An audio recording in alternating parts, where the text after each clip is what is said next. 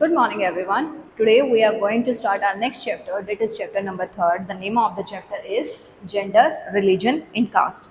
In this chapter, we will study about some social divisions, some social differences basically, and later on, these social differences take the shape of the social divisions and your inequalities. These social divisions and inequalities are based on the gender, religion, and caste, and we will study about the cases of these three divisions: gender, religion, and caste, and how they get expression in India, what is the nature of their expression in India, and how these three social divisions are affecting the Indian politics. So let's start our topic with let's start our chapter with the first topic, that is politics and gender. Gender and politics. The gender divisions tends to be understood as natural and unchangeable. India में माना जाता है कि जो gender division होता है वो gender division जो है नेचुरल होता है और अनचेंजेबल होता है. It is not based on biology but on social expectations and stereotypes. लेकिन रियलिटी में जो जेंडर डिवीज़न होता है वो बायोलॉजी पे बेस्ड नहीं होता. वो किस चीज़ पे बेस्ड होता है? वो बेस्ड होता है हमारे सोशल एक्सपेक्टेशंस पे, हमारी स्टीरियोटाइप्स पे. स्टीरियोटाइप्स हम जो अपने दिमाग में एक बिलीफ, एक काइंड ऑफ मिथ बना लेते हैं कि इस चीज़ के बारे में यही बात सही है, चाहे वो गलत है चाहे फिर वो सही है. This are known as the stereotypes. Public-private division. The result of this division of labor is that though women constitute half of humanity, their role in public life, especially politics, is minimal in most society. सबसे पहले हम मतलब समझते हैं what is the meaning of the public and private division. India में मतलब starting से हमें समझाया जाता है कि these are the works of the girls and these are the works of the boys. Girls की जो है जो फीमेल है हमारी सोसाइटी की, उनकी रिस्पॉन्सिबिलिटी होती है मतलब सारे के सारे जो हमारे डोमेस्टिक वर्क्स होते हैं, चाहे खाना बनाना है, चाहे घर की साफ़ सफाई करना है, चाहे कपड़े धोना है, कि सारे के सारे जो डोमेस्टिक वर्क्स होते हैं वो किसकी रिस्पॉन्सिबिलिटी हैं? वो फीमेल की रिस्पॉन्सिबिलिटी होती हैं. और जो सारे के सारे मतलब घर के बाहर वाले काम होते हैं, पब्लिक लाइफ के जो सोशल लाइफ के जो काम होते हैं, वो किसके काम है, वो किसकी रिस्पॉन्सिबिलिटी है? वो हमारी सोसाइटीज़ के मेल की रिस्पॉन्सिबिलिटी होती है. जब ऐसे कामों का डिवीज़न हमारी सोसाइटी में किया जाता है तो इसको हम क्या बोलते हैं? Public private division. प्राइवेट मतलब वो सारे काम जो घर के अंदर किए जाते हैं, वो सारे काम मतलब उस घर की जो फीमेल्स हैं वो करेगी. और पब्लिक काम यानी जो पब्लिक लाइफ से रिलेटेड, सोशल लाइफ से रिलेटेड जो काम होते हैं, वो सारे के सारे किसकी रिस्पॉन्सिबिलिटी होते हैं? हमारी सोसाइटीज़ के मेल की रिस्पॉन्सिबिलिटी होता है. यही जो डिविजन्स होता है, इस डिवीज़न को हम क्या बोलते हैं? Public private divisions. And this is the base of this public private division is also the base of the gender divisions. इसी चीज़ के ऊपर वो बोल रहा है कि पब्लिक प्राइवेट डिवीजन इंडिया में माना जाता है कि जो जेंडर डिवीजन है वो नेचुरल है, अनचेंजेबल है. ये जो इन्होंने मतलब कामों के बारे में काइंड ऑफ स्टीरियोटाइप्स बनाए हुए हैं कि these are the public works and these will be done by the male, and these are the domestic works, they will be done by the female. And what the Indian thinks that these gender divisions are natural and unchangeable. But what is the reality? Reality is that these gender divisions is not based on biology. They are based on the social expectations and stereotypes of the people who are living in our society. The result of this division of labor is that though women constitute half of humanity, their role in public life, especially politics, is minimal in most societies. इस division of labour की वजह से या इस public private division की वजह से जो वुमेन है उनका जो रोल है पब्लिक लाइफ में वो बिल्कुल मिनिमल रह गया है. मिनिमल यानी बहुत कम से कम जो है वो हो गया है. Earlier, only men were allowed to participate in public affairs, vote and contest for public offices. पहले के टाइम पे सिर्फ जो मैन होते हैं हमारी सोसाइटी के, जो मेल होते हैं हमारी सोसाइटी के, वो अलाउड थे कि वो पार्टिसिपेट कर सकते हैं पब्लिक अफेयर्स में, चाहे वो वोट देना है, चाहे वो किसी पब्लिक ऑफिस के लिए कंटेस्ट करना है. Gradually the gender issues was raised in politics. लेकिन धीरे धीरे ये जो जेंडर इशूज़ हैं ये पॉलिटिक्स में राइज हुए. जेंडर इशूज़ की जो फीमेल हैं उनको भी इसी तरह का रिप्रेजेंटेशन मिलना चाहिए, उनको भी इसी तरीके के राइट्स जो हैं मिलने चाहिए. It demanded to enhance the political and legal status of women and improve their educational and career opportunities. जब ये जेंडर इशू पॉलिटिकल लाइफ में जो है एनहेंस हुआ या इसको जो है स्पीड मिली, तो वुमेन्स ने डिमांड करना शुरू किया कि हमें भी अपना पॉलिटिकल स्टेटस चाहिए, हमें भी अपना लीगल स्टेटस चाहिए, और उसके साथ साथ उनकी जो एजुकेशनल है और उनकी जो कैरियर अपॉर्चुनिटीज़ हैं उसमें भी इम्प्रूवमेंट की जानी चाहिए. The movements which were raised by women to get equality in personal and family life are called as feminist movement. वो मूवमेंट्स जो रेज कर जो जिनको ऊपर उठाया, जिनकी आवाज़ उठाई है वुमेन ने, ताकि उन्हें इक्वालिटी मिल सके उनकी पर्सनल लाइफ में भी और उनकी फैमिली लाइफ में भी, उन मूवमेंट्स को क्या कहा जाता है? फेमिनिस्ट मूवमेंट्स कहा जाता है। इस स्लाइड पे हमने 3 टॉपिक्स के बारे में पढ़ा। पहला पब्लिक और प्राइवेट डिवीज़न। पब्लिक और प्राइवेट डिवीज़न क्या होता है? जब घर के सारे काम जो हैं उनकी रिस्पॉन्सिबिलिटी एक फीमेल की मानी जाती है और सोसाइटी के और बाहर वाले सारे कामों की रिस्पॉन्सिबिलिटी मेल की मानी जाती है, उसको हम क्या बोलते हैं? Public private division. और इस पब्लिक प्राइवेट डिवीज़न को ही डिवीज़न ऑफ लेबर भी जो है, डिवीज़न ऑफ लेबर भी बोला जाता है। इस डिवीज़न ऑफ लेबर की वजह से जो वुमेन का जो रोल है सोशल लाइफ में वो बहुत कम हो गया पिछले कुछ सालों में। धीरे धीरे वुमेन्स ने अपनी इन चीज़ों के बारे में डिमांड उठाना शुरू किया कि हमें भी अपने पॉलिटिकल राइट्स, लीगल राइट्स चाहिए, हमें भी फैमिली में रिस्पेक्ट चाहिए, हमें भी सोशल लाइफ में पार्टिसिपेट करना है। और जब इस तरह की मूवमेंट्स को जो है आवाज़ मिली, इस तरह के मूवमेंट्स जब उठने लगे वुमेन्स को इक्वल राइट देने के लिए, उन मूवमेंट्स को क्या कहा जाता है? Feminist movements. Let's move to the next slide. The political expression of gender division and political mobilization helped to improve women's role in public life।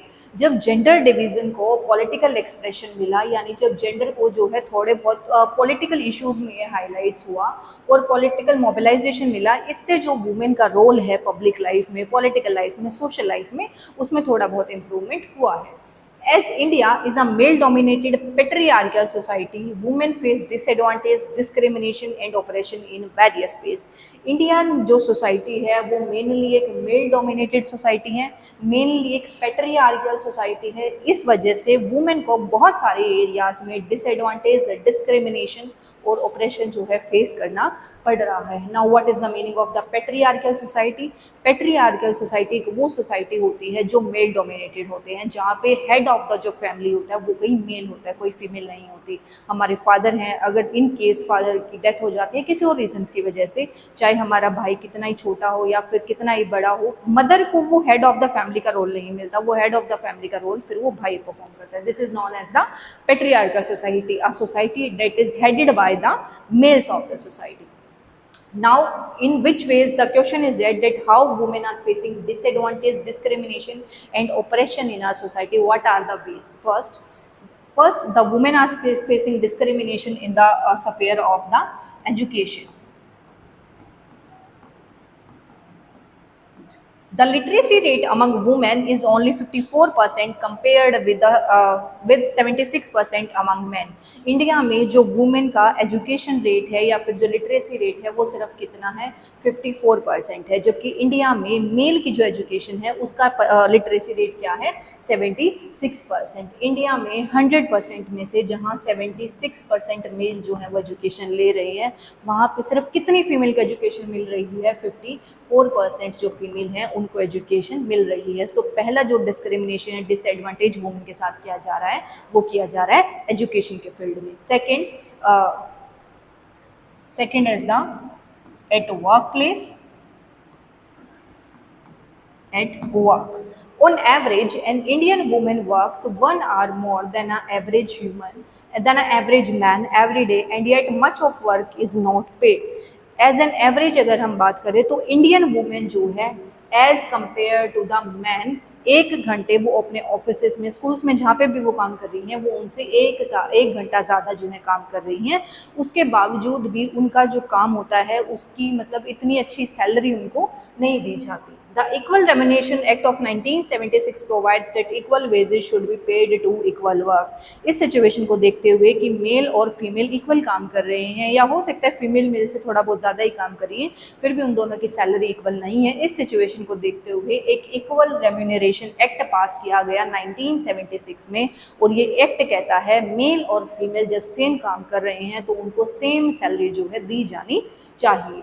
So this is the second ways of the disadvantage and discrimination with the women of the India. Third is that is the abortion of girl child.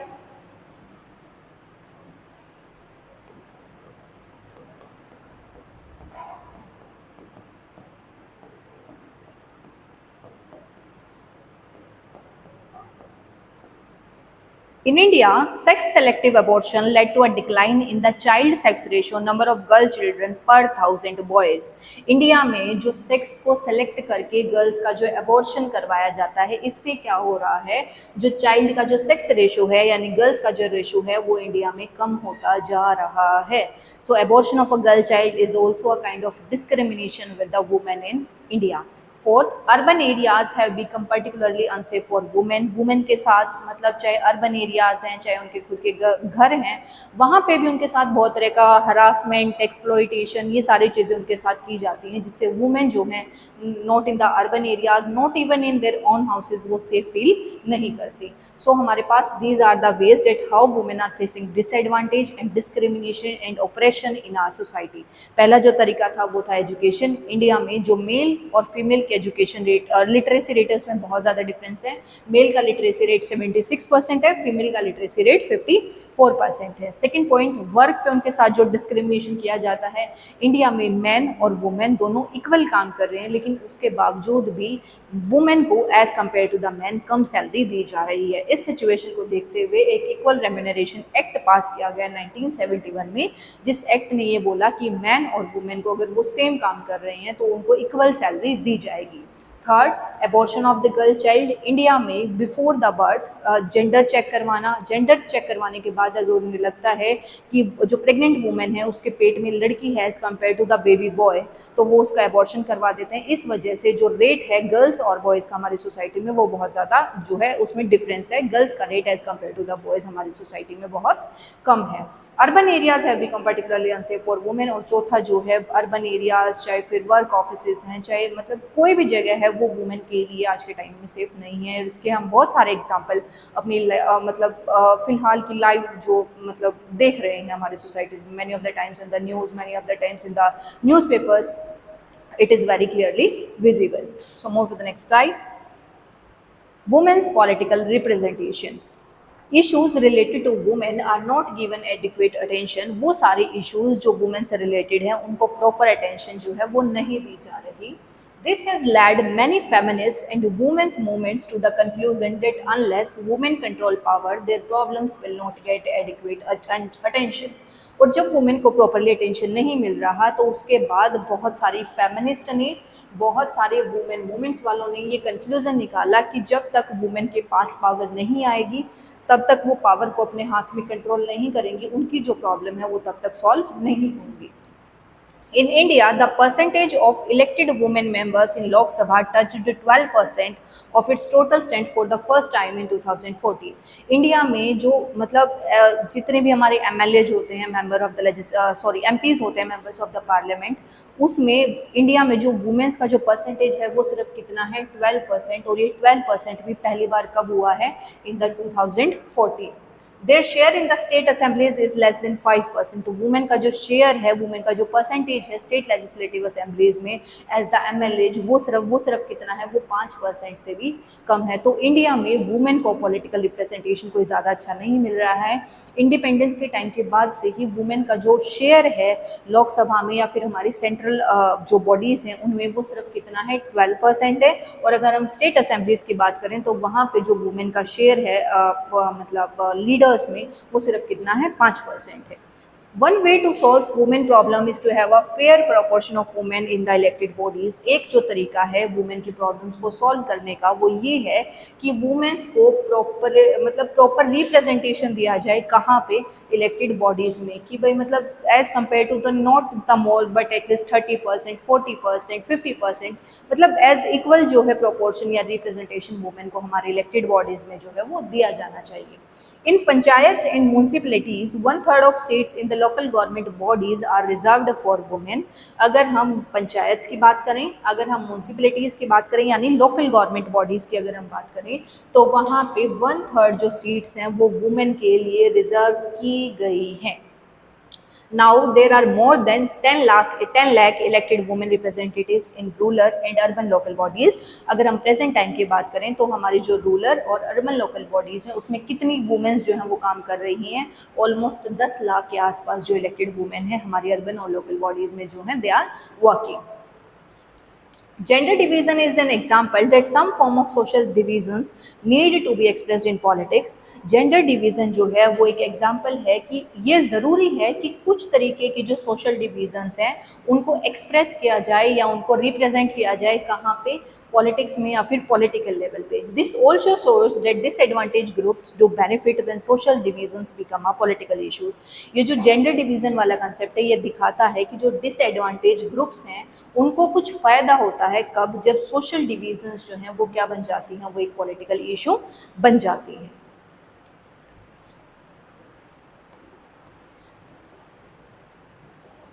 So let's again take a look at this. Earlier we have done about the gender and the politics कि India में जो gender division है वो क्या था, उसको natural और जो है अनचेंजेबल माना जाता था. लेकिन रियलिटी क्या है, ये जो जेंडर डिवीज़न है ये बायोलॉजी पे बेस्ड नहीं होता. ये किस चीज़ पे बेस्ड है, ये हमारे सोशल एक्सपेक्टेशंस और स्टीरियोटाइप्स पे बेस्ड है. Now public and private divisions, when the all the household works will be done by the women and all the outside works will be done by the men. This is known as the public private division or the division of labor. और इस division of labor की वजह से क्या हुआ, women का जो role था पब्लिक लाइफ में या सोशल लाइफ में वो बहुत ज़्यादा रिड्यूस हो गया. उस सिचुएशन को देखते हुए बहुत सारे जो फेमिनिस्ट हैं, बहुत सारी जो वुमेन्स हैं, उन्होंने मूवमेंट की और उन्होंने इस चीज़ की डिमांड उठाई कि वुमेन और मेन को इक्वल राइट्स और इक्वल शेयर उनको पब्लिक और पॉलिटिकल लाइफ में मिलना चाहिए. और उन मूवमेंट्स को क्या कहा जाता है, फेमिनिस्ट मूवमेंट्स कहा जाता है.